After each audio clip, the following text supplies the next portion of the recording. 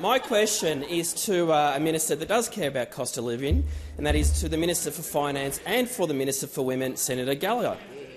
Now, the focus of the Albanese government, as we know, for the past 2 years has been fighting inflation, getting wages moving again and providing cost of living relief where we can. Providing support for annual wage reviews and addressing the gender pay gap has been a core plank of our wages and economic policy.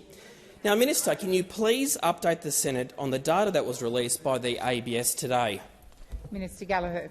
Thank you, President. I thank Senator Ciccone for the question and for the big supporter he is of closing the gender pay gap and supporting women at work, which we often see him playing that important role in here with his gorgeous son, who he brings in here from time to time. President, the data today is clear, and it's really important data that we've seen released from the ABS today that shows that we have a record all-time low in the gender pay gap of 10.8%. When we came to government, it was 14.1%. And we know the important reforms that we have put in place to keep driving that gender pay gap lower and lower. In May, when we came to government, it was 14.1%. It dropped down to a 2.6% drop. Today, it's 11.5%, a record low. The Albanese government continues to work to close the gender pay gap through valuing female-dominated sectors and supporting wage increases to those on the minimum wage. And we remember those opposite when they provided a submission to the Fair Work Commission. They had that little chapter that said the importance of low-paid work. It was a pretty important chapter because that supported their wage stagnation policy that they ran for a decade, the importance of low-paid work. We have introduced reforms to the Fair Work Act to make sure that gender equality is considered as part of the Fair Work Commission's work, but also, importantly, providing those significant wage increases to highly feminised industries like aged care and the announcement we did last week on early childhood educators. I don't know what those opposite are muttering about. I would have thought driving the gender pay gap lower and lower and lower, something they weren't able to do, is something we would all welcome. Thank you, Minister. Senator Ciccone, first supplementary.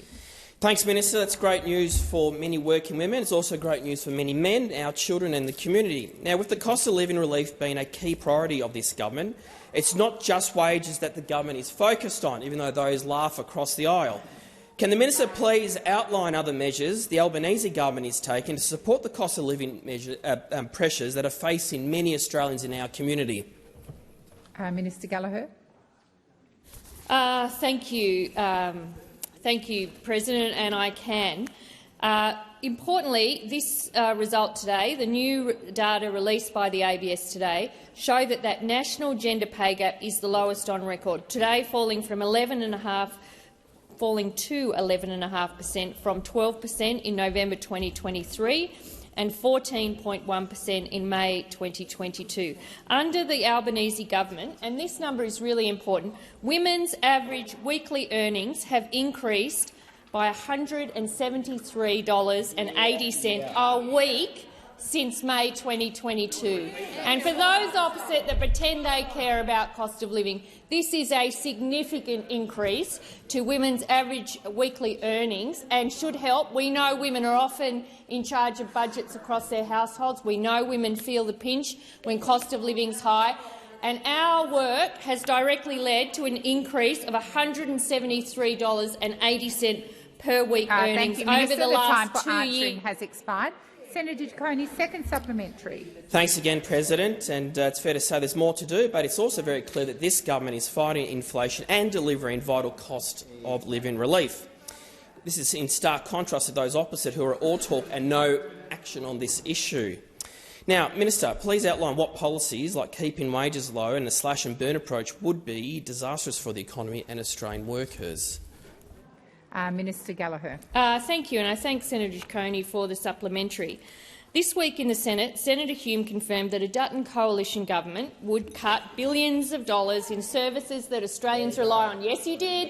You say it every time you complain about the additional spending in our budgets. That is what you're saying. It's double speak. It's double speak. You're trying to have it both ways. We're not going to let you have it. Every time you complain about the extra spending, you've got to explain what that means about pensions, what that means about JobSeeker, what that means about rent assistance, what it means about energy bill relief. Asked Minister a number Gallagher, of times please resume this your morning. seat. As our economic plan is working, we are driving down inflation, we are providing cost of living relief where we can, we are getting wages moving again, and women of Australia should listen to what those opposites say, because they're not interested in what you earn. We have put in place measures which have ensured women get the pay they deserve, and it's driving down the gender pay gap. Answering has expired.